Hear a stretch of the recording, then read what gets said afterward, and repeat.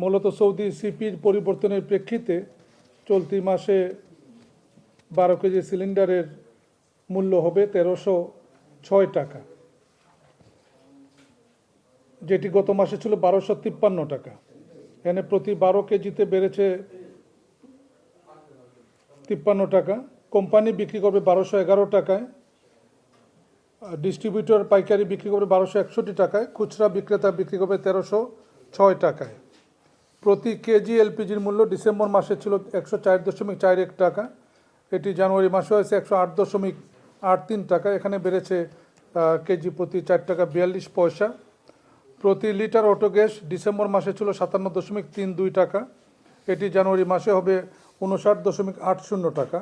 এখানে বেড়েছে 2.48 টাকা। সরকারি এলপিজির মূল্য 825 টাকা ও পরিবর্তিত থাকবে।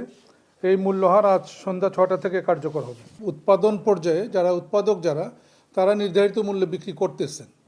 আজকে এই মুহূর্তে একটা মিটিং চলতেছে সচিবালয়ে, জ্বালানি বিভাগ এটি করতেছে, সেখানে লোয়াবের প্রতিনিধি উপস্থিত আছে। এই বিষয়ে সেখানেও তারা কথা বলবেন এবং আমরাও তাদের সঙ্গে পুনরায় কথা বলবো যে ডিস্ট্রিবিউটর পর্যায়ে তারা যে বেশি মূল্য নিচ্ছে বলে কথা আসতেছে, এটা যেন না হয়। না, গ্রাহক পর্যায়ে এই দামে পাবে এটা নিশ্চয়তা আমরা দিতে পারবো না, কিন্তু আমরা যে দামটা নির্ধারণ করি এটা হলো যেটা যারা ইম্পোর্টার যারা উৎপাদনকারী বটলার্স তারা যে দামে আমদানি করেন, সৌদি সিপি যে প্রাইস, তাদের যে পরিবহন মূল্য, তাদের যে এক্সচেঞ্জ রেট, এ সকল হিসাব করে আমরা দামটা নির্ধারণ করি। আমরা নিঃসন্দেহে তাদের খরচের চেয়ে কম নির্ধারণ করি না।